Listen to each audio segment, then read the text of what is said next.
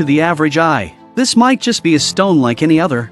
But take a closer look. Amidst the dark, cloud-filled sky, this stone actually allows you to see the dazzling sun clearly cutting through the clouds. You might not have witnessed the magic of this sunstone before, but the Vikings of Europe, more than 1,000 years ago, used this very sunstone for navigation, dominating the seas. Known as Norse pirates, the Vikings were naturally fierce and belligerent, raiding and plundering far and wide, becoming the demons of European folklore. When a group of people becomes famous enough, an era is named after them, and the period from the 8th to the 11th century was known as the famed Viking Age in European history. Speaking of Vikings, there's a legend of a man you must know about. He is the renowned Viking leader, Ragnar Lothbrok. Starting today, I will bring to you the classic American TV series Vikings season, taking you through the legendary life of Ragnar. Ragnar lives in a Viking tribe in Denmark, with a happy and fulfilling family life. He has a beautiful wife and a pair of smart and well-behaved children. Although he was a farmer and not wealthy,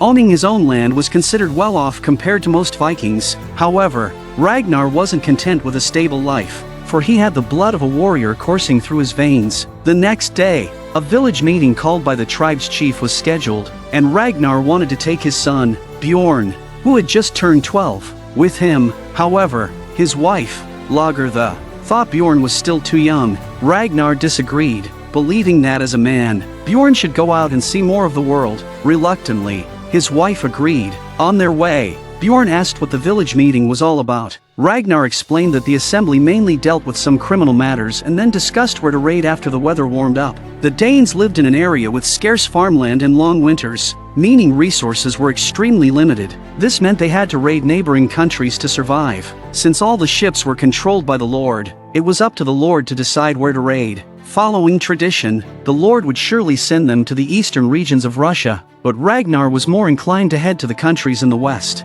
lured by legends of breathtaking landscapes and lands flush with gold. After a day and night's journey, the father and son finally arrived at the coastal town where the Lord resided. Ragnar first visited his own brother Rollo, a man who was also fascinated by the Western world. The problem was, their ancestors had never reached the West. It was merely a legend that there was gold everywhere. Moreover, without landmarks, they would surely get lost in the vast ocean.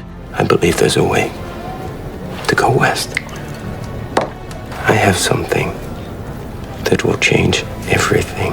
Ragnar took out a disc from his parcel. He said it was given to him by a vagabond and called it a sundial. He asked Rollo to pour water on it, and despite Rollo's reluctance and skepticism, he did as instructed. Now, this candle is the sun. Every day, the sun rises up into the sky until noon. See how the shadow shortens? At noon, it is at its shortest. That only tells me how far south I have traveled. Didn't I just tell you to listen? The next day at sea, you place a board back into the water around noon and watch your shadow. If the shadow only touches a circle, Your course remains true? yes. And if it passes outside the circle like this, Then you have drifted, and you must steer further south. Hearing this, Rollo finally realized the magic of this device, but he also raised a question. If there was a storm and no sun, wouldn't the sundial be useless?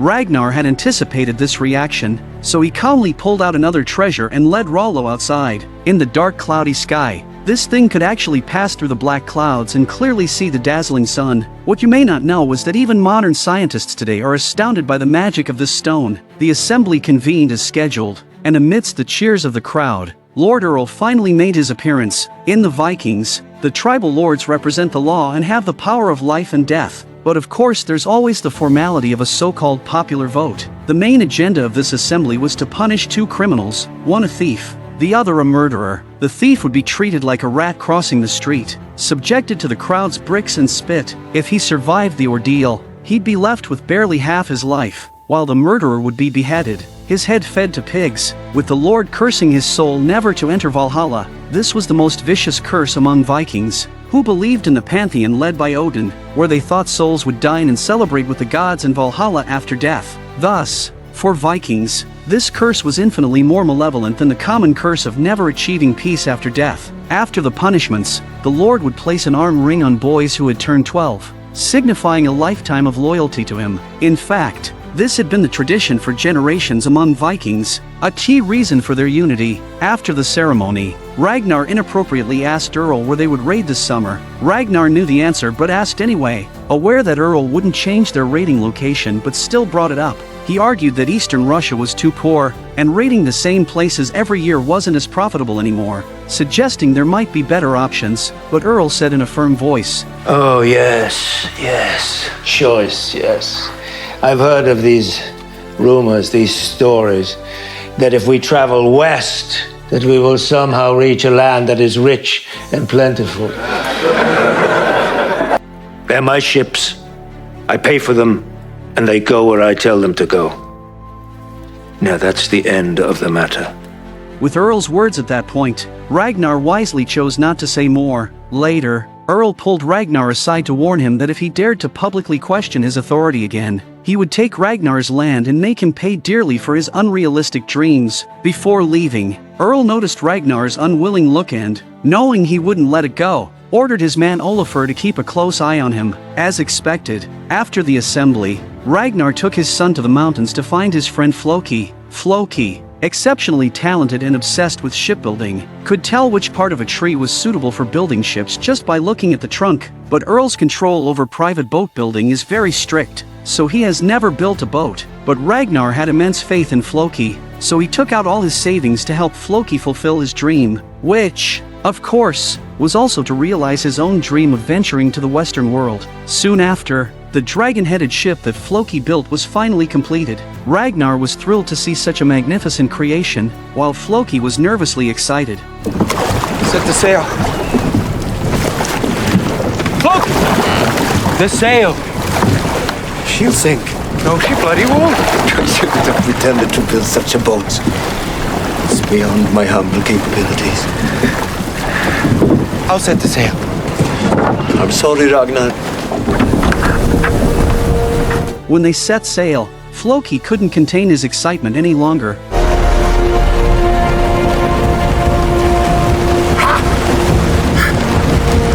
Oh, it's beautiful. Why didn't you believe me?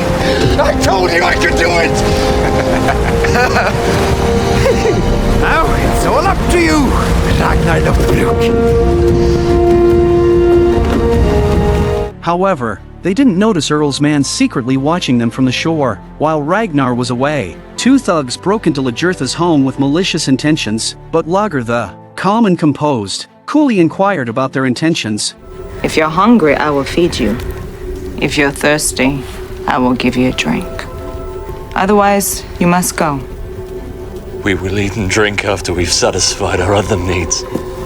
With a wicked smile, she signaled that if they were brave enough to enter, they should come in. Then she swiftly turned to grab a red-hot poker from the stove. What the thugs didn't know was that they were not dealing with an ordinary woman. Before marriage, Lagertha was the most renowned female warrior among the Vikings, and in time, she would become a figure that struck terror across all of Europe. When evening arrived, Ragnar and his son finally returned home, with Ragnar's brother Rollo also coming over to their place. During dinner, Rollo started sharing Lagertha's heroic tales with Gyda.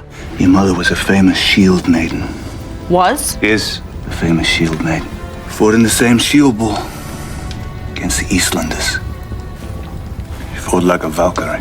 The look in Rollo's eyes shows that he has something in mind for Lagertha. After dinner, Rollo and Ragnar discussed the matter of raiding the Western kingdoms. Now that they had a ship, they lacked enough men. Clearly, just the two of them wouldn't suffice. Moreover, in a tribe like the Vikings, where loyalty was paramount, not many would dare to defy the Lord's wishes and join them on their adventure. In fact, some might even betray them by reporting to the Lord. But Ragnar wasn't worried at all, as if he had already figured out a solution for their manpower issue. However, as Ragnar stepped outside to relieve himself, Rollo sneaked into Lagertha's room. Yesterday I was with a girl from the town. Thank you. Good-looking girl, too. So yours. Don't talk like that. Why not? I think about you all the time. I would never insult you. You're too great a warrior. But perhaps not so great a man. On the other side, Olafur informed the Lord about the brothers' plan to set sail secretly. Unexpectedly, the Earl chose not to act but to wait and see. Only good things come from watching and waiting. During their conversation, Earl noticed Olafur staring intently at his wife. Earl watched and then he calmly got up and said to Olafur, Were you looking at my wife? Have you slept with her? No, Lord. I swear. On all the gods. If she wants to sleep with you, then I give my permission. It will all be arranged. That night, when Olafur returned home, he found a woman lying in his bed, who turned out to be Earl's wife, Siggy. Thinking it was Earl's reward, Olafur hurriedly climbed into bed.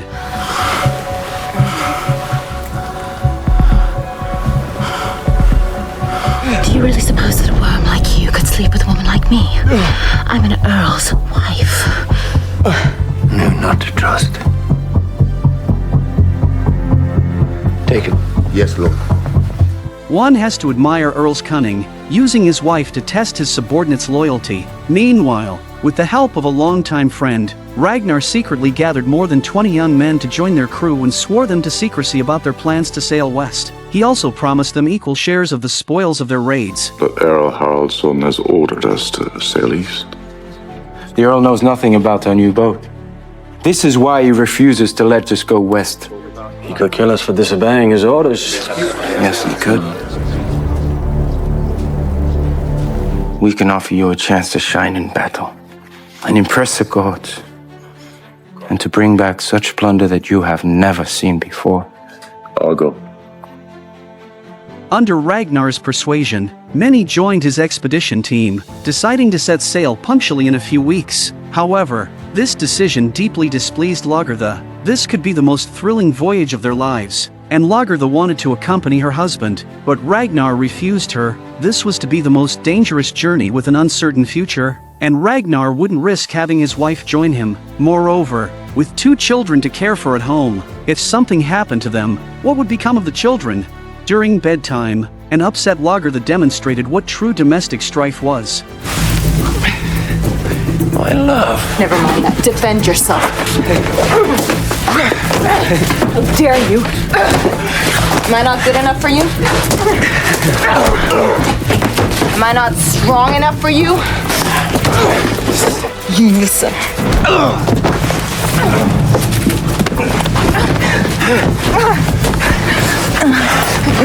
How could I forget?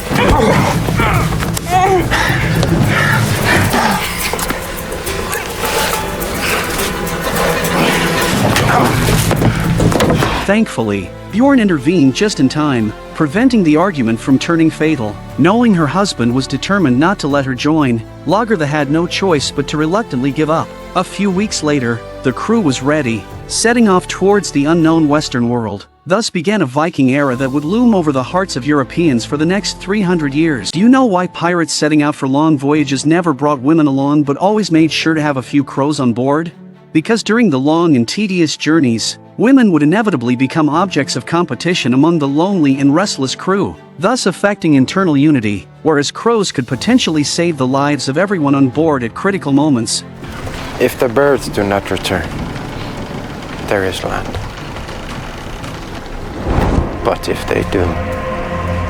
Just a few days ago, Ragnar gathered over 20 young men, preparing to plunder the west, but in an era without compasses. No one knew for sure if there were any lands to the west, only rumors of its beautiful landscapes and lands filled with gold. Chasing such an unrealistic dream, Ragnar risked never returning, advancing towards the unknown western world with nothing but passion. Of course, Ragnar wasn't without preparation. At noon, he placed a disc-shaped device known as a sundial in the water. As is well known, shadows are shortest at noon, and the sundial was used to discern the direction of their voyage based on the length of the shadow. As long as the shadow fell precisely on the first circle, it meant they were heading westward. Otherwise, they would have to adjust the ship's direction. It must be said, the clever Vikings indeed had their methods, but they're very small in the face of nature. At night, the sea was stormed with fierce winds, thunder, and lightning. To avoid being sunk by the towering waves, they had no choice but to lower the sails and continue propelling forward with oars.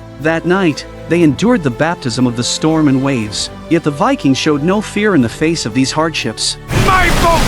And the gods love my boat! Why should I not be happy? Loki! Sit down! Remember, you can't swim!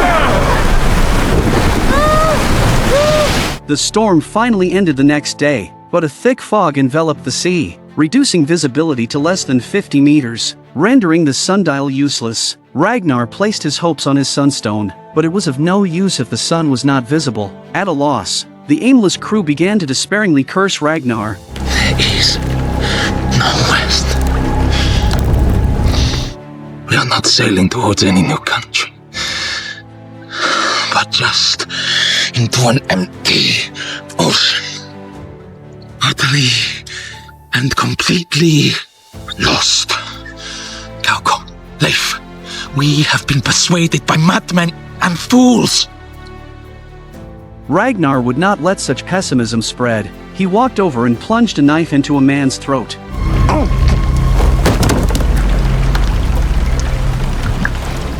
At this point, Ragnar could only pin his hopes on the two crows. Crows are among the smartest of birds. If a crow released at sea finds no place to land, it would return, but once it finds land, it never comes back. They used this trait to determine if land was nearby. Hours passed, and Ragnar prayed anxiously, hoping the crows would not return. But the next second, a bird's call suddenly echoed in the sky.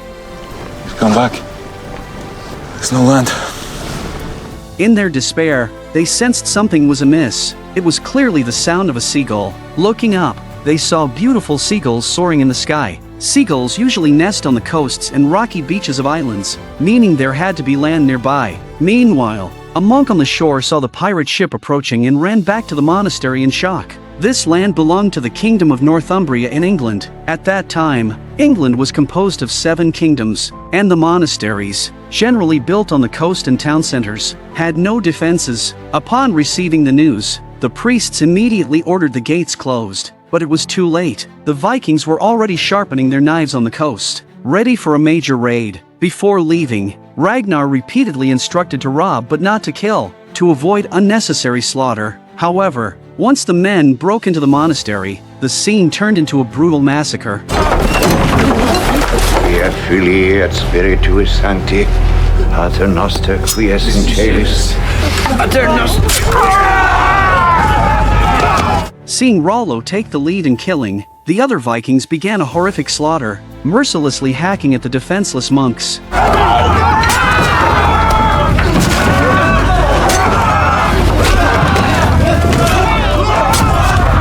Since Ragnar had promised equality for all before, he found it difficult to intervene, so he and a few others who couldn't bear to strike took to searching for treasures.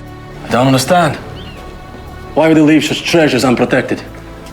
Is there some spell or some magic which protects them? It appears not. The Vikings were all believers in the gods, led by Odin, while the English were mainly Christians, so their lack of understanding of the group's behavior was normal. Suddenly, Ragnar heard a noise from behind a cupboard and, upon investigating, pulled out a monk. Strangely, this monk could speak the Vikings' language. How do you speak that language? I've traveled. We are told to travel to take the word of God. Please, don't kill me. Ragnar had no intention of killing Athelstan, thinking he might be of great use in the future, but just at that moment, Rollo, stimulated by the killings, burst in, ignoring everyone's attempts to stop him. He intended to kill Athelstan, but fortunately, Ragnar intervened in time. Does it really mean that much to you, brother?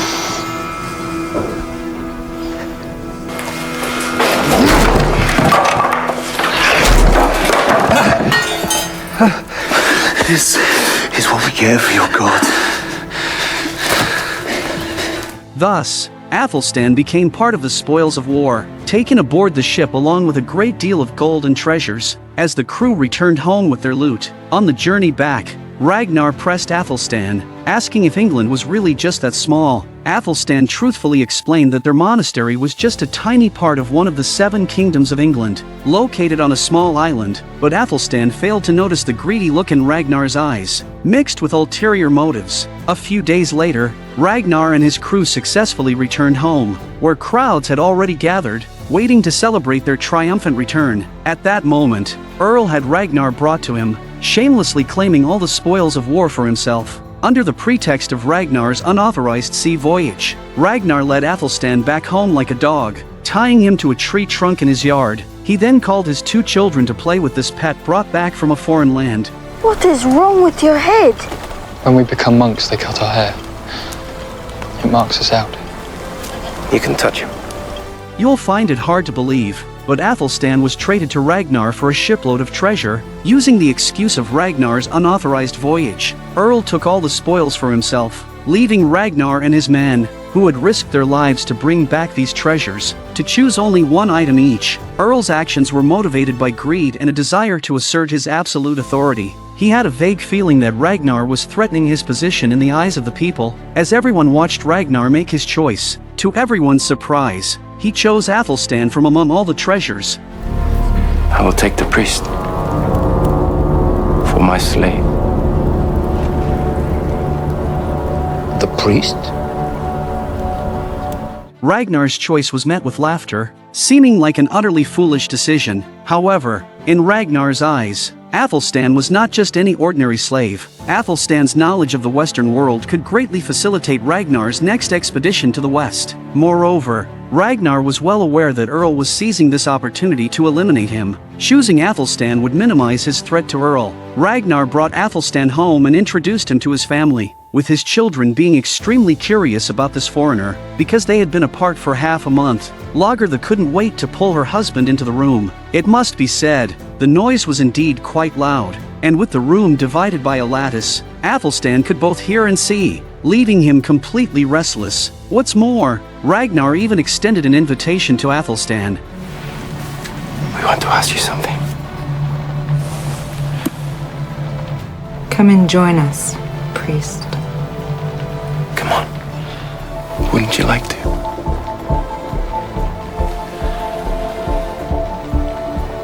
God would know. What if you look the other way? Sanctificata nomen tuum, adveniat. Go to sleep then, with your God.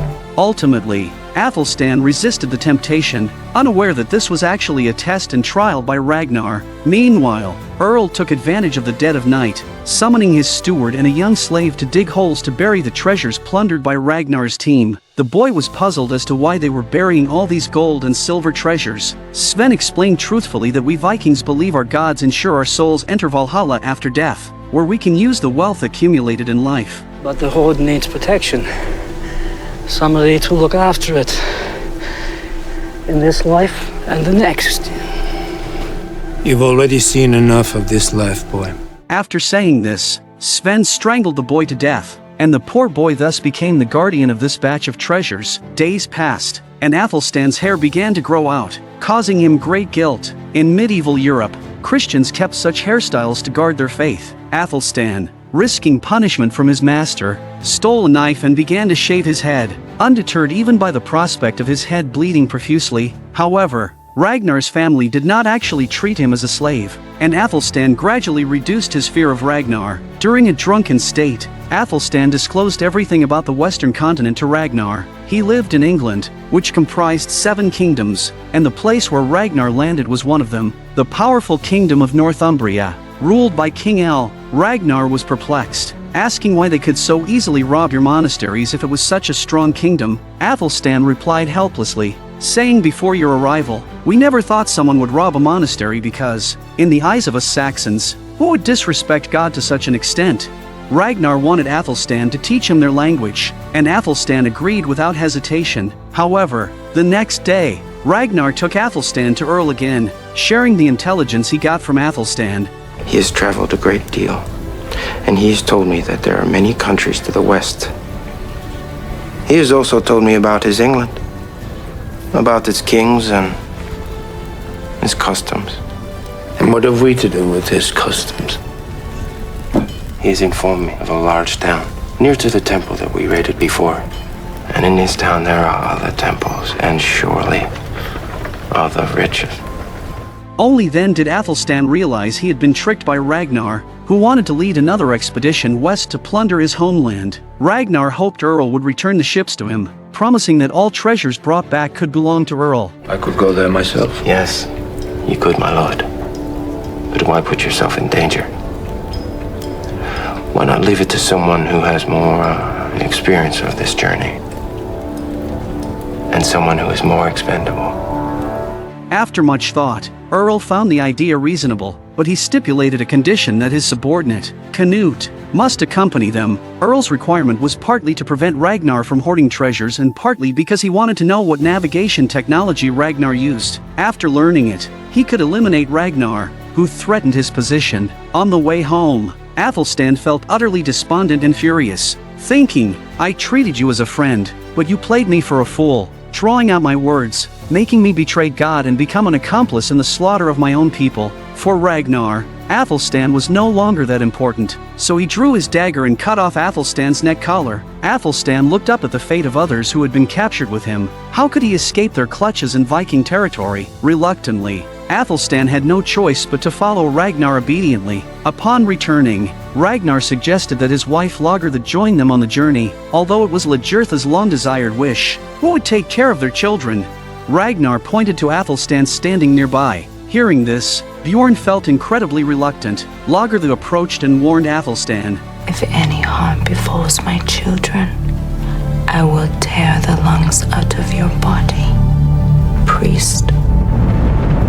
It's the second trip of the expedition, and while everyone is getting ready, Canute stares back at Lagertha with a lecherous look on his face. Rollo, seeing this, furiously pinned Canute to the ground, warning him that any improper thoughts towards Lagertha would be met with immediate death. With the experience from the first journey, the group smoothly landed on the western continent. However, due to the previous raid, the English had already strengthened their defenses along the coast. When the two sides met, they immediately engaged in combat, but the English stood no chance against the formidable Vikings.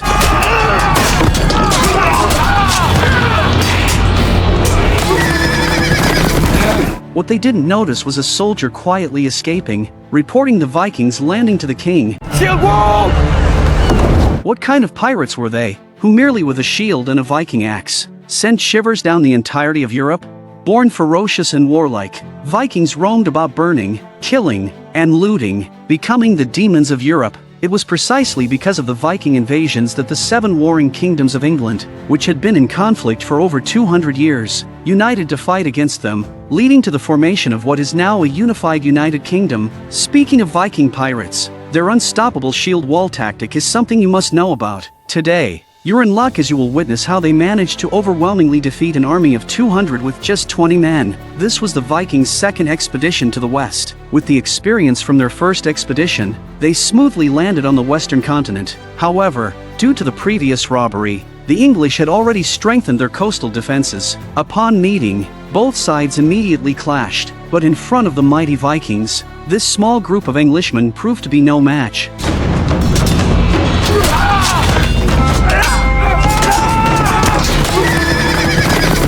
What they failed to notice, however, was a soldier who quietly escaped. He reported the Vikings landing to the king. The high-minded Ragnar didn't take the incident seriously, and as usual, he prepared to plunder with about 20 men. Led by a captive, they quickly found a coastal town. Ragnar's eyes gleamed with anticipation, signifying that vast amounts of gold and treasures awaited them. Rollo couldn't wait to urge Ragnar to take action, but Ragnar seemed in no hurry.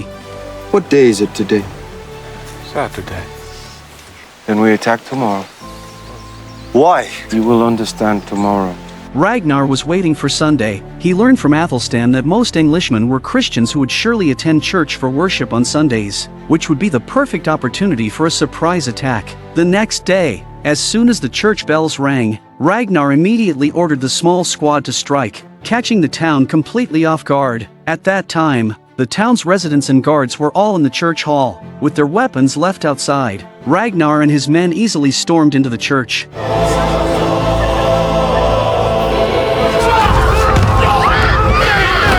After dealing with the guards, Ragnar told the civilians that they were only after wealth and would not harm them as long as they did not resist. After saying this, he led his men to start looting the valuable items in the hall. In contrast, the audacious Canute wasn't so honorable. He barged into a civilian house and immediately forced a beautiful girl onto a table. Luckily, this scene was witnessed by Lagertha, who tried to stop Canute's brutality but was pushed away by him. Enraged, Lagertha drew her dagger and stabbed it into his back. Unexpectedly, Canute's fighting prowess was astonishing. He first swung his axe, killing the girl beneath him, and then subdued Lagertha. Just as Canute was about to continue his assault on Lagertha, he didn't realize she had awakened. Lagertha grabbed Canute's vital parts and then pulled out his dagger, stabbing it fiercely into his heart.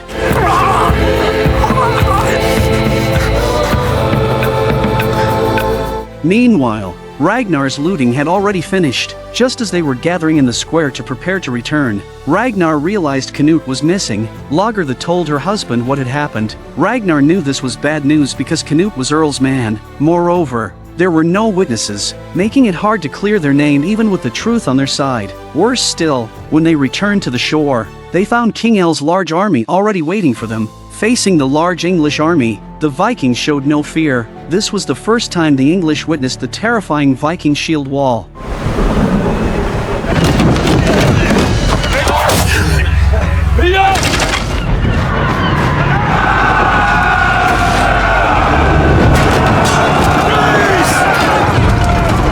The horror of the Viking shield wall lay in how their round shields overlapped to form an impenetrable barrier. By exerting full force behind the shield wall, they made it impossible for the enemy to penetrate, while their own archers could shoot cold arrows from behind the wall, gradually weakening the enemy's strength. Your death is on its way! Emergency of battle wage! Must die someday! Go get found! When the enemy was thrown into complete disarray, morale completely shifted to the Vikings' side. They opened the shield wall and fearlessly started a frenzied slaughter.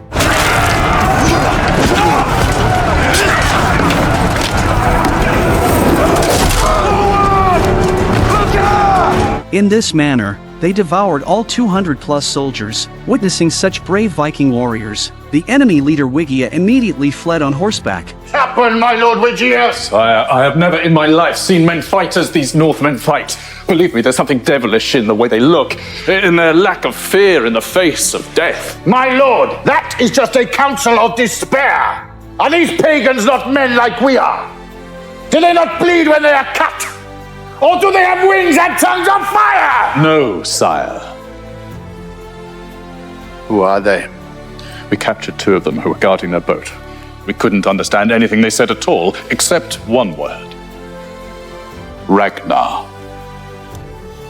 From that moment on, Ragnar's fame reached King Earl's ears. After burying a few comrades who died in battle, the expedition team once again returned to the port with a large amount of loot. The people lined the streets to welcome Ragnar, who had already become a hero to the Vikings in their hearts. All of this was observed by Earl Haraldsson, who faintly felt that Ragnar was threatening his position. At that moment, Haraldsson discovered that his man Canute had not returned, so he began inquiring about Canute's whereabouts. Ragnar did not hide the truth and directly confessed that he had killed Canute. Haraldsson finally found an opportunity to deal with Ragnar and immediately ordered his capture. To ensure Ragnar's downfall, Haraldsson even sought Ragnar's brother, Rollo. First, Haraldsson tried to sow discord between the brothers by telling Rollo not to always live in Ragnar's shadow. Then, he promised to give his only daughter in marriage to Rollo, making him the next lord and so on. He even utilized his still charming wife, aiming to have Rollo slander Ragnar with the accusation of premeditated murder.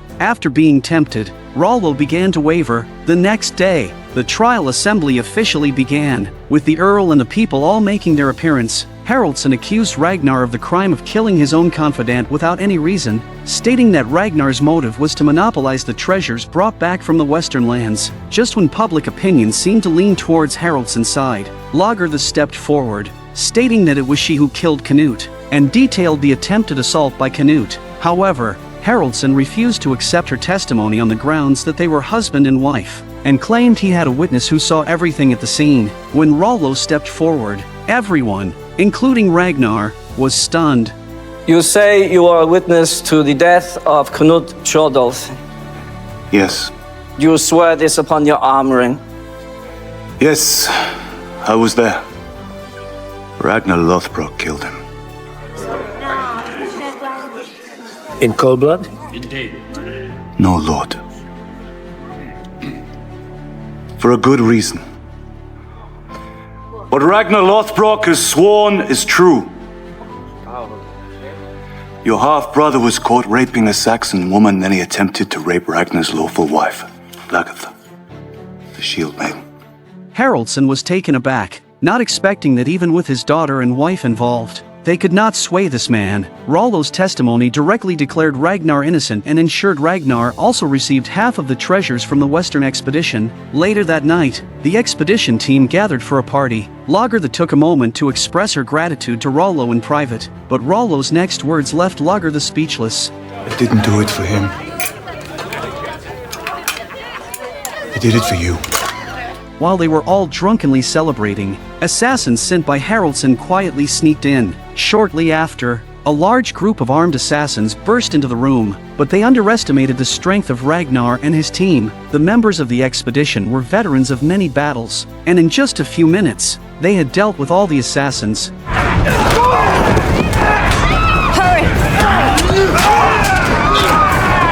By the time Haraldson found out, the assassins he sent were already being returned as corpses in a wagon. This battle undoubtedly marked the complete fallout between Ragnar and Haraldson. At this moment, Ragnar was undergoing a fierce internal struggle. He went alone to the edge of a cliff and squatted there for a day and a night, debating whether to defy the ancestral teachings and seize an opportunity for rebellion or continue to be like fish on a chopping board, at the mercy of others. His fiery gaze seemed to already provide us with the answer. With an old man's scream, a horrific massacre that devastated the village officially began. Upon Haraldson's command, his soldiers started a frenzied slaughter of the unarmed villagers. The innocent villagers could only seek refuge, dying without ever understanding whom they had offended. Haraldson coldly watched as, in his bid to preemptively deal with Ragnar and drive him to death, he didn't hesitate to have an entire village buried with Ragnar.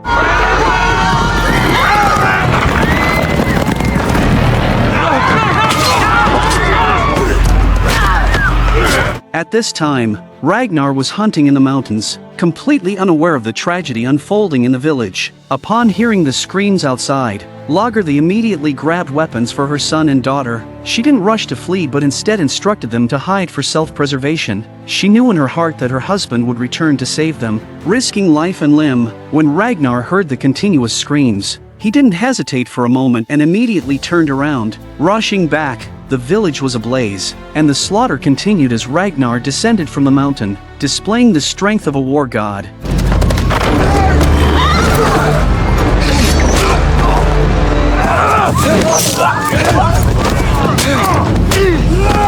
But even the fiercest warrior is ultimately no match for overwhelming numbers. Ragnar's thigh was deeply slashed, yet for his family, he managed to kill 2 more men with all his might. However, just as Ragnar stealthily returned home, an arrow pierced through his body, shot by Sven who had discovered him. Enduring the excruciating pain, Ragnar broke the arrow, then went inside the house and lifted the floorboards, allowing his family to escape from the attic to the boat for refuge. To buy time for his family to escape, Ragnar chose to face Haraldson and his soldiers alone. At this moment, he was covered in blood, and the wound on his leg forced him to kneel before Haraldson. By dropping his axe, Ragnar signaled he was giving up resistance. Haraldson, looking down on him, asked if he confessed his guilt. Ragnar appeared to submit, all the while stealthily glancing towards the direction his family was escaping to. What Haraldson failed to realize was that Ragnar's actions were actually buying time. Once he was sure his family had escaped, Ragnar, as if aided by the gods, swiftly grabbed an enemy's axe and threw it with force, then seized the opportunity to escape on a horse amidst the chaos. Burn the house! Bring him back alive. Yes, Lord. Hiding on the boat, his family watched their home burn, their hearts filled with mixed emotions. At this moment, 3 cavalrymen were desperately chasing after Ragnar. The intense jolting made it impossible for Ragnar to continue. He had no choice but to dismount and hide under a hillside to temporarily evade capture. But how long could he hide this little trick? Soldiers who had doubled back near a creek eventually discovered Ragnar. With his last bit of strength, Ragnar dragged his bloodied body to the top of the mountain, but the despairing truth was that there was a cliff several dozen meters in front of him. Seeing the soldiers catching up, Ragnar knew the end was near, so he closed his eyes and jumped off the cliff.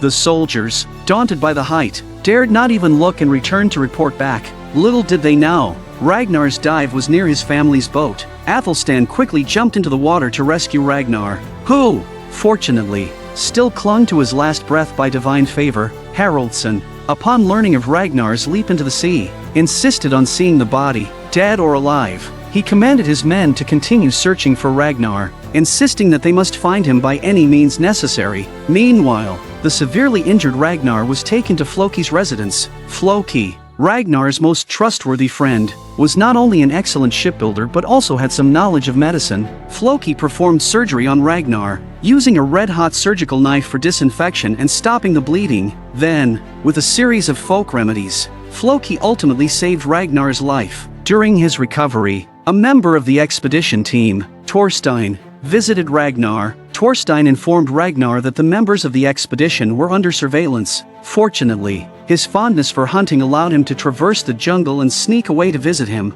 Floki prepared a meal for Thorstein, and when Thorstein turned around, he saw Floki's beautiful girlfriend. Oh, don't wriggle your maggot in her face. She's taken. Sit down. At night, Floki invited Thorstein to sleep with them. If you don't come now, I promise you will regret it.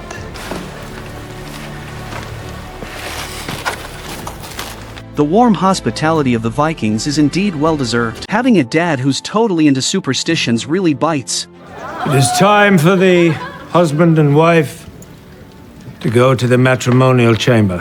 For a bit of luck, Earl actually married off his newly adult daughter, Thyrai, to a 90-year-old codger who's half in the grave already. Earl Bjarni, with his white beard and blackened teeth, made Siggy so nauseated that she just up and left in disgust. She just couldn't get why her husband, a lord who lived in luxury and commanded respect, would marry their daughter off to such an old wreck. Haraldsson tried to explain to his wife that he had consulted a seer the night before. The seer warned of an imminent uprising within the Vikings, led by none other than Ragnar. Moreover, he foresaw Haraldsson's bones and skull shattered all over by Ragnar. That night, Haraldsson was so worried and scared, he couldn't find peace or comfort, not knowing where Ragnar was hiding. To nullify this bad omen, Haraldsson felt he had no choice but to marry off his daughter. Bjarni might be old, but at least he was an earl, just like him. Seeing she couldn't persuade her husband, Siggy agreed verbally, all the while secretly planning a way to save her daughter. The wedding went ahead as planned, and Haraldsson hosted a grand banquet for his daughter, Thyrai. Rollo's unexpected arrival gave Thyrai a sliver of hope. She looked eagerly at the man she had long fancied, wishing he had come to carry her off, so she wouldn't have to marry Bjarni. But things didn't go as hoped. Rollo didn't even give Thyrai a second glance. From the moment he entered, his eyes were fixated on Siggy. Haraldsson also saw Rollo in the crowd and immediately went over to him and asked him what he was doing here. Rollo got straight to the point, saying, "Our raiding party's ships have been confiscated, and everyone is being watched by your men. We Vikings are born to raid and fight. Keeping us under surveillance benefits neither side." Haraldsson said he'd consider letting them go to sea again if Rollo revealed where his brother Ragnar was hiding. Ragnar is dead. You swear that on your arm ring? No. Then why? I cannot swear because I have not seen a body. But I have heard nothing, and he is my brother. I'm sure in my heart he is dead. Of course, Haraldsson couldn't believe Rollo's word, but to avoid disrupting his daughter's wedding, he pretended to believe him, planning to capture and interrogate Rollo after the ceremony. What Haraldsson doesn't notice is that there seems to be a slight hint of an affair between Siggy and Rollo. Then Haraldsson declared the wedding complete in time for the bridal chamber. It is time for the husband and wife to go to the matrimonial chamber.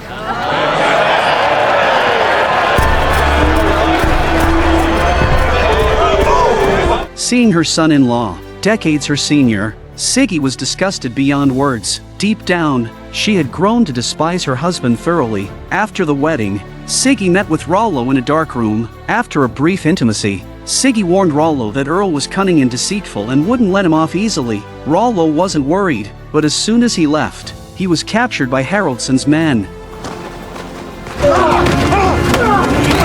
Haraldsson had Rollo brutally tortured, but Rollo never revealed Ragnar's whereabouts. Finally, Haraldsson carved several cuts across his face with a knife. Meanwhile, Ragnar, who was hiding, learned of Rollo's capture. He was in agony, knowing his brother's torture could lead to death at any moment, though his injuries hadn't healed. Ragnar knew he could not save Rollo, nor could he let the innocent villagers die. After much thought, Ragnar came up with a bold plan. I have another favor to ask of you. I want you to go into Kattegat. I want you to ask for a meeting with the Earl, and when you meet him, challenge him to a personal combat. With me. Tell me if he refuses, shame will stalk him for the rest of his life, and Odin will never permit him into Valhalla. Following Ragnar's orders, Floki conveyed his message to Haraldsson word for word, especially emphasizing, if you don't agree, Valhalla will not welcome you, and shame will follow you forever. But Haraldsson wasn't a fool. With many followers and power in his hands, he thought, why risk fighting a strong, healthy young man in a duel? Just find a few men to kill Ragnar. There's no need for me to take this risk. The challenge is declined. When Ragnar Lothbrok appears in Kattegat, he will be put in chains. In the midst of their conversation, Haraldsson suddenly remembered the seer's words. Killing Ragnar would solve everything. Besides, Ragnar had been evading him, and there was nothing he could do about it. It might be better to resolve this while Ragnar was still injured. And so, Haraldsson accepted Ragnar's challenge. On the eve of their duel, Haraldsson confessed his true feelings to his wife. He saw his younger self in Ragnar, fully aware that Ragnar's views on the Western world were correct. But he couldn't support Ragnar's ideas, because that would mean his supporters would defect to Ragnar's side. The seer promised you would kill him. Yes.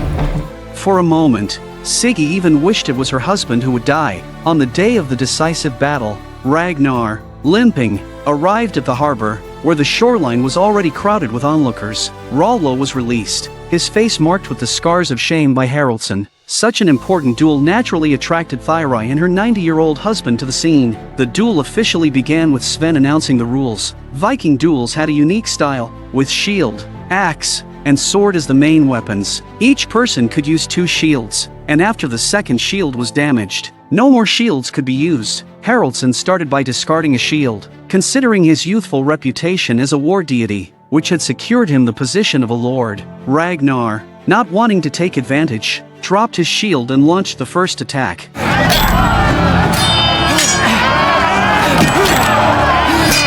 It must be said, Haraldsson truly had some skills, completely dominating the upper hand.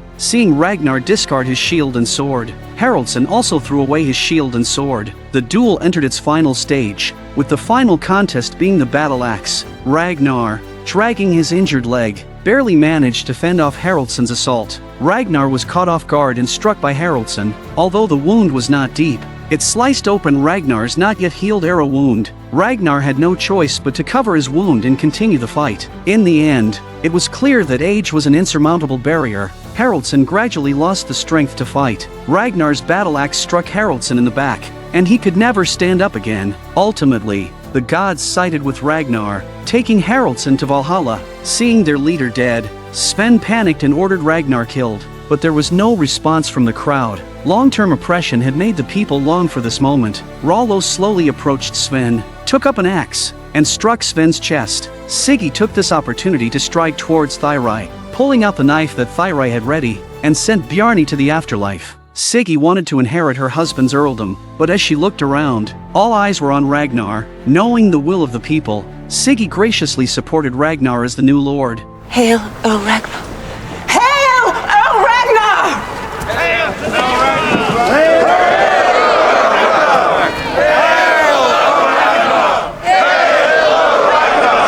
Hail,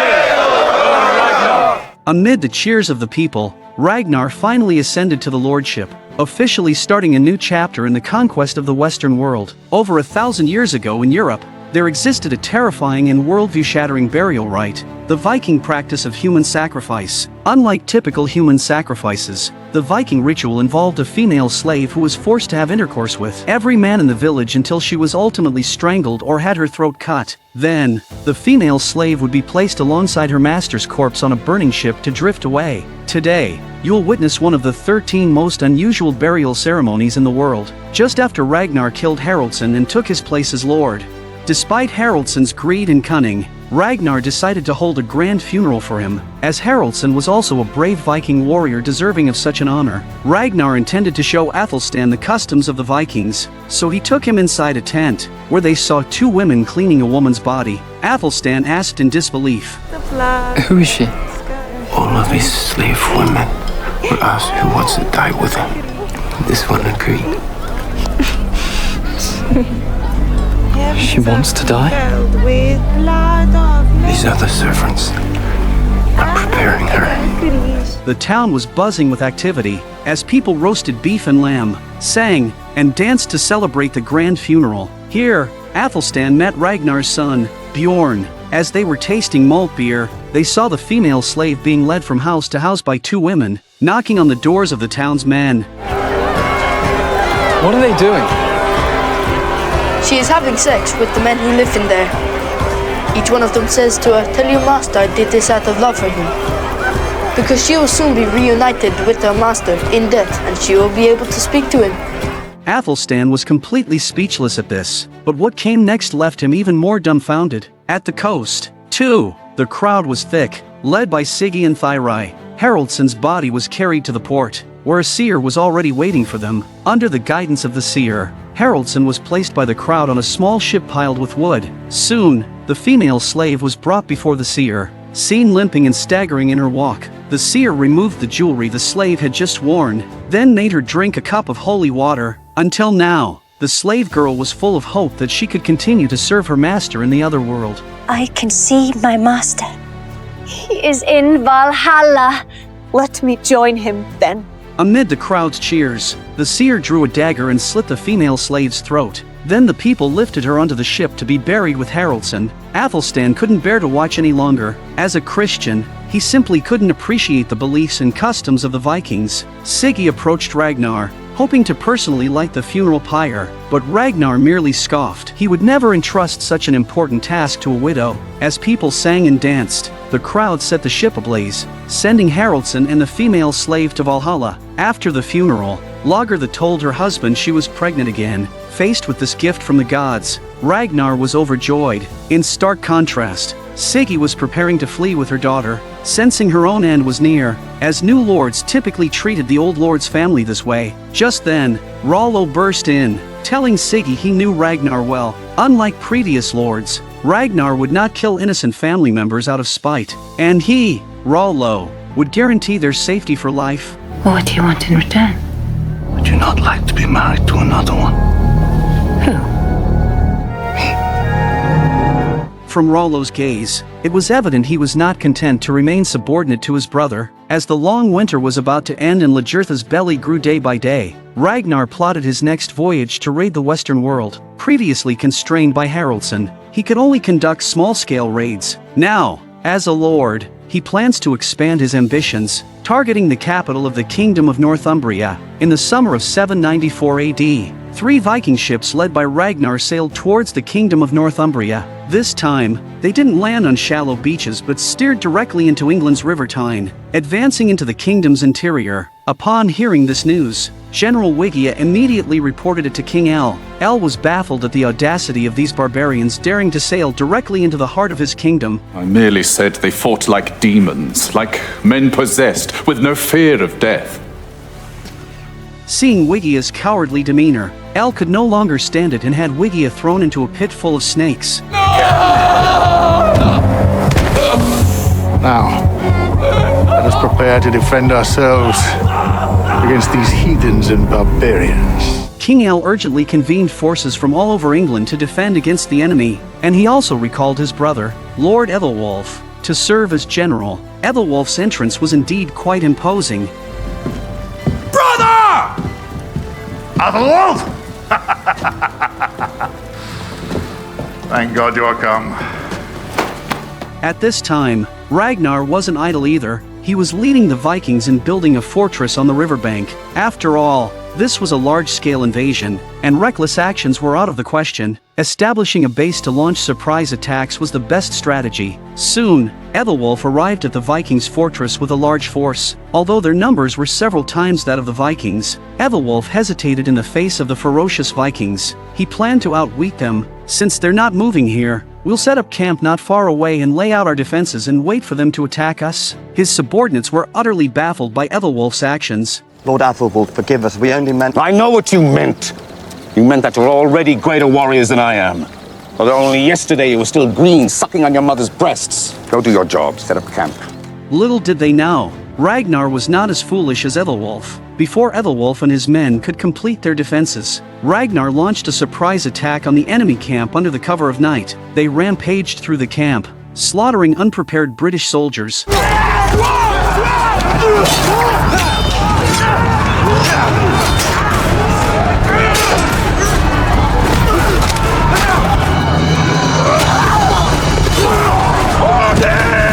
Hearing the clash outside, Ethelwulf was jolted awake from his sleep and quickly grabbed his sword. But astonishingly, the next second, he was kneeling before a crucifix, praying devoutly. With no one to lead them, the disorganized soldiers were quickly slaughtered. Half an hour later, Ethelwulf finished his prayers, but before he could rush out, Floki cut the ropes, trapping him under a tent. Without a doubt, the battle ended in a complete victory for the Vikings, and Ethelwulf became a prisoner. It was only when counting the casualties that Ragnar learned Ethelwulf was King Earl's brother. He had been worried about how to attack the capital, and now a valuable bargaining chip had literally fallen from the sky. Ragnar was overjoyed. In stark contrast, King Earl's palace was in an uproar. Given the low productivity of the era, the state couldn't afford a large army. The loss of several hundred soldiers was a significant blow to the king's resources. The ministers suggested that since these barbarians are like demons, coming to plunder, it's better to bribe them with money rather than wasting lives in vain. Let me think on it just a little while. In the meantime, let it be known, I have sent envoys out to raise more men to arms for our use, if need be. The next day, Ragnar, with Ethelwulf in tow, arrived at the capital. Seeing his brother alive, Earl decided to allow Ragnar and his men into the city for negotiations. Ragnar, who was after wealth, immediately agreed to negotiate. Upon their arrival at the palace, the ministers, terrified as if they had seen devils, dared not even breathe heavily. To ease the tense atmosphere, Earl suggested negotiating over a meal. At the dining table, a stark contrast emerged. The Vikings, like barbarians, grabbed food and stuffed it into their mouths. Meanwhile, the people from the kingdom prayed to Jesus before eating, amusing the Vikings, especially Floki, who seemed particularly fascinated by the ceramic plates.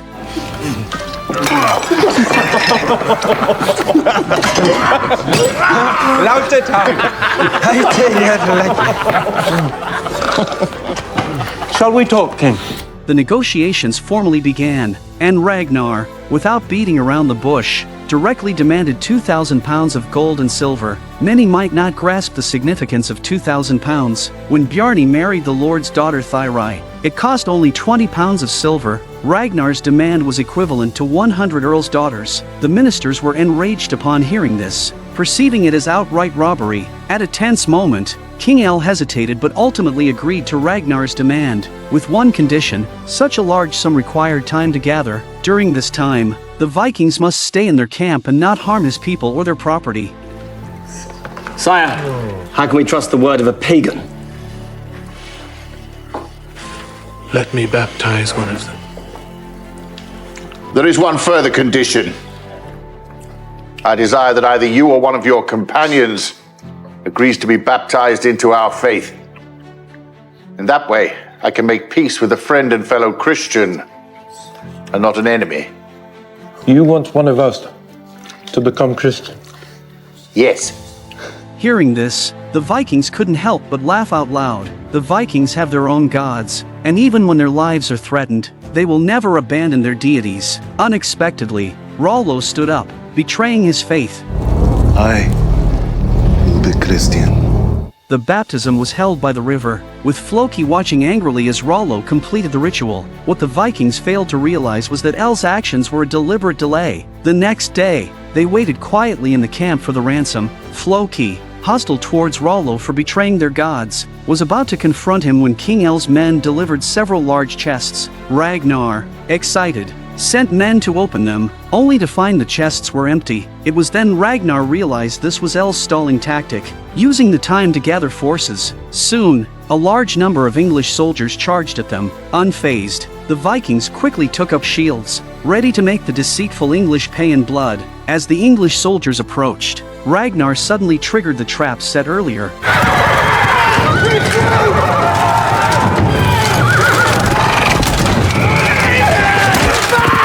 When the enemy was thrown into disarray, the Vikings charged at them like a sharp blade, unleashing a crushing slaughter on this hastily assembled army.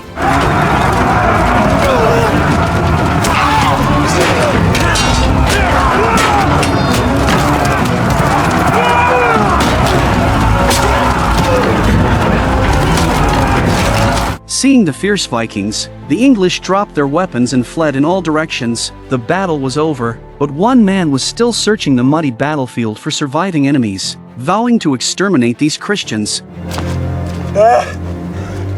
How many Christians did I kill, Floki? How many? You think Odin is still angry with me now? The Vikings triumphed again, with Rollo and Floki reconciling. Enraged, Ragnar drew a cross in blood on Ethelwulf's head and dragged his corpse back to Earl's capital with a horse. Such a great humiliation finally made King Earl recognize the seriousness of offending this group of Vikings. 2 battles had nearly depleted all his forces. Now, Earl had no choice but to humbly deliver the 2,000 pounds of gold and silver to Ragnar. Ragnar returned home with a full load, leaving behind a furious king gritting his teeth on the shoreline. I swear before God Almighty, I declare war eternal on the Northman Ragnar Lothbrok.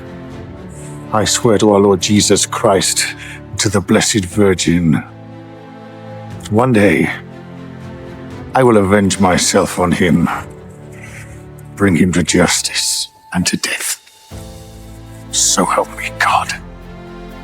This is yet another ritual of living sacrifice that will shatter your worldview, also known as the hanging of the human sacrifices in the trees. In this 9-day-long ceremony, a total of 72 male beings will be sacrificed, including 9 living humans. Their blood will be collected and poured into the blood pool beneath the statues of the gods, so that the gods can feel the warmth and devotion of the people, and the bodies of these 72 different species will also be hung upside down in the forest, nourishing the flowers, plants, and trees here, praying for rain and good weather. This is the most famous sacrifice at the Uppsala Temple of the Vikings. Just recently, Ragnar, as the new lord on his first raid to the west, once again brought back countless treasures of gold and silver. But Ragnar couldn't be happy because as soon as he returned home, he found out that his wife Lagertha had unfortunately miscarried while he was away. Ragnar fell into a deep guilt and self-blame, believing that all these misfortunes were caused by himself. Ragnar told Athelstan that every 9 years, we would go to the Uppsala temple to thank the gods for their blessings,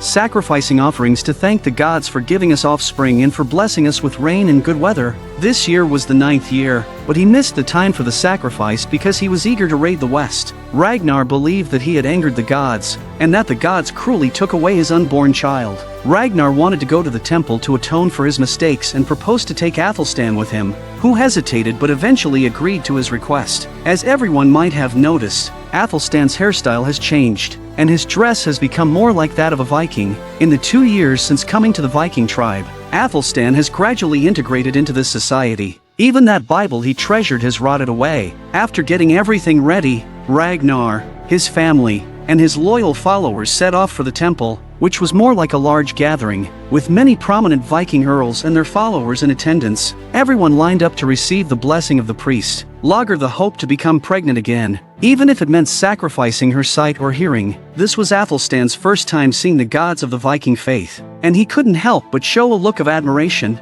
probably even he himself was unclear if he still considered himself a Christian. After the blessing, Athelstan saw circles filled with chickens, cows, and sheep outside the temple, and curiously, there were exactly 9 of each type of livestock. Athelstan, puzzled, asked Ragnar, "What is this?" These will all be killed as sacrifices. 6, 7, 8, 9. 7, 8, 9. And 9 goats and 9 pigs. There's 9 of everything. Yes, 9 of every kind. Athelstan curiously walked to an empty pan, not understanding why this one was empty. Ragnar avoided his gaze and answered, It's for the humans. It turns out that the beings sacrificed included 9 living humans. Upon hearing this, Athelstan's faith completely collapsed. But what made Athelstan even more devastated was that he didn't know he was one of the 9. And this was the reason Ragnar had deceived Athelstan into coming. A VIP also arrived at the blessing ceremony. This person was Horik, the king of the Vikings. Upon seeing Ragnar, Horik showered him with praise, declaring him a hero of the Vikings, the first to venture west and defeat an English king. Ragnar swore his loyalty to King Horik, hoping that the king would dispatch several larger raiding parties to support the western expedition. His current forces were too weak to explore the New World. To pique Horik's interests, Ragnar mentioned that there was a country to the west called Francia, richer than England, and had Athelstan confirm his words. King Horik was delighted and immediately agreed to support Ragnar's raids. However, he also set a condition. I have a rebellious Earl who has stationed troops on an island, seeking independence. If you can help me retake this island, I will send reinforcements for your western expedition. Ragnar gladly accepted, willing to face any danger for the dream of exploring the west. Meanwhile, Siggy approached Rollo, starting to sow discord between the brothers. Your brother is meeting with King Horik. He didn't even invite you, and he's taking all the credit for the achievements of the western voyage. He talks about equality, but in reality, he's just using you as a tool. Rollo was upset, further deepening the misunderstanding between the brothers. Before the sacrifice began, the seer took Athelstan into the temple. The priest asked Athelstan if he still considered himself a Christian. Athelstan calmly replied no. You know why you're here, don't you? You have been brought here as a sacrifice to the gods. After hearing the priest's words, Athelstan was in a daze, his hand involuntarily reaching for the cross, a detail that the priest caught. It was only at this moment that Athelstan understood he still maintained his Christian faith deep inside, and although he had deceived himself and Ragnar, he could not escape the servants of the gods. I have come to tell you that the sacrifice of this man will not please the gods. His heart is corrupt. He has not renounced his false god. Instead, one amongst you must agree to take his place tomorrow at the sacrifice. If not, then all shall fail. The gods, in their anger, will punish everyone and withdraw their protection from all of us. Although Athelstan narrowly escaped, it meant someone had to step forward to fill the gap. Floki was about to volunteer but was stopped by his girlfriend, Helga. At that moment, a warrior stepped forward.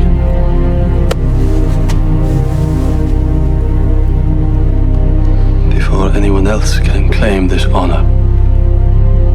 This warrior had been a comrade in arms with Ragnar from the beginning. For his family, friends, and to avert the god's wrath from his people, he chose to step forward as one of the 9. The sacrifice officially began. Under the watchful eyes of everyone, the priest killed all the prepared beings and collected their blood, pouring it into the blood pool beneath the wooden statues of the gods, to let the gods feel their devotion. And the bodies of the 72 different species were hung upside down in the forest, nourishing the flora. Ragnar looked up to the sky, beginning to question whether these beings truly reached Valhalla after death, and whether sacrificing so many lives was truly worth it. This beautiful woman tiptoed into Ragnar's bed, but unfortunately, she still woke Ragnar's son Bjorn. Hearing the commotion inside, Bjorn was extremely disappointed in his father's infidelity. The next morning, Bjorn angrily confronted his father, warning him that if it happened again, he would tell his mother. Under pressure, Ragnar promised Bjorn it would not happen again, resolving to turn over a new leaf and be a good father.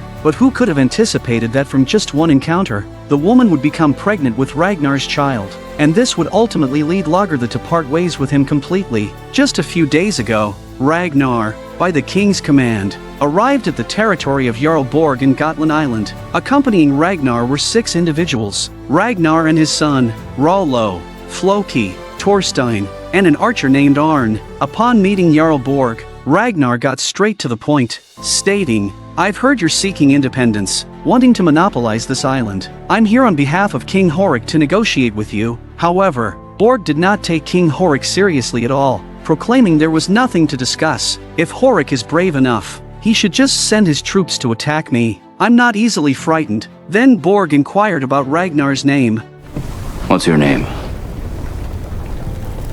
Ragnar Lothbrok. You are Ragnar Lothbrok, the one who sailed west. I'm surprised that you have heard about that.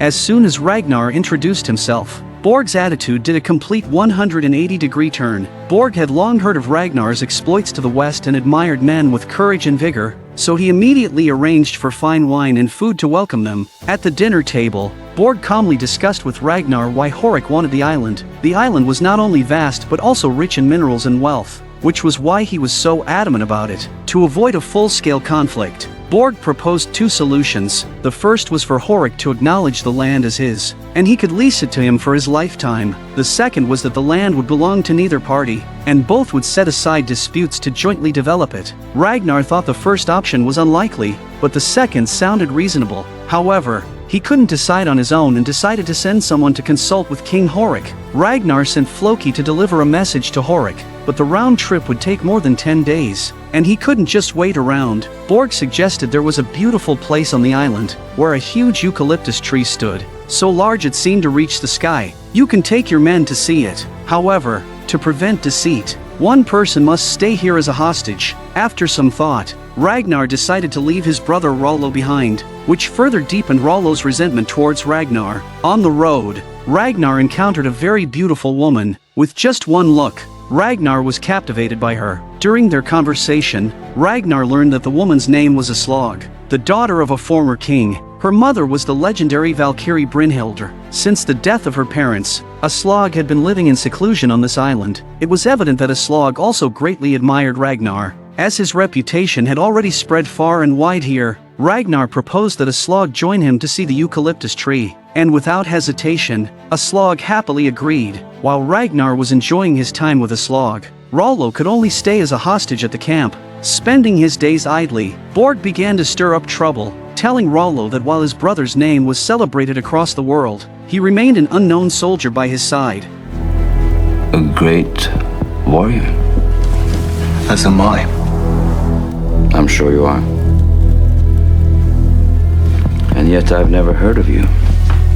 Back to Ragnar. After several days of travel, the group finally arrived in front of the legendary eucalyptus tree. The days spent together also rapidly warmed the feelings between Aslog and Ragnar. By night, Aslog even took the initiative to climb into Ragnar's bed. Bjorn was awakened by their noise, realizing someone was disrupting his happy family. The next morning, Bjorn angrily confronted his father, warning him that if it happened again, he would tell his mother. Out of guilt, Ragnar promised there would be no next time. In fact, Ragnar did keep his word. No matter how proactive Aslog was, Ragnar did not accept her, and Bjorn smiled satisfactorily. Compared to Ragnar's romantic moments, Lagertha was not having such a leisurely time. She had to manage the tribe's affairs for Ragnar and worried every day about her husband and son's safety outside. What was more despairing was a severe epidemic that spread throughout the tribe, infecting a large number of civilians. Lagertha's daughter, Gaida, also fell ill and eventually passed away. Lagertha was devastated,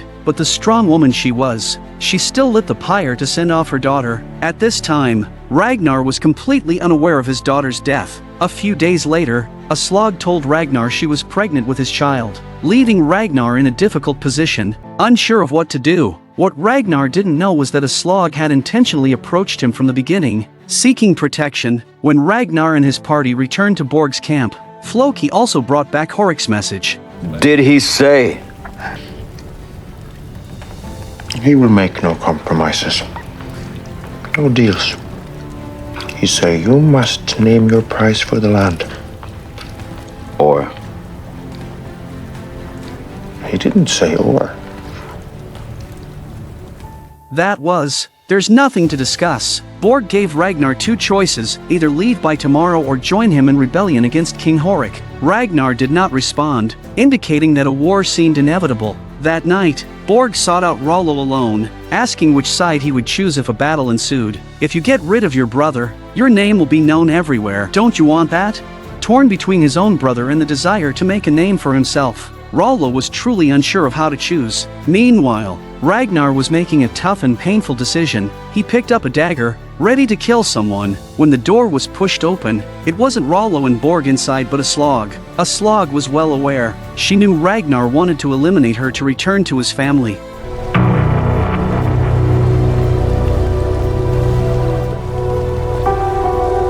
When Ragnar's hand rested on a Slog's stomach, he ultimately couldn't bring himself to do it. For the sake of the child, Ragnar decided to bring a Slog back to the tribe, a decision that would ultimately cost him the love of his wife. I say yes. I will fight with you. I will fight with you against my brother.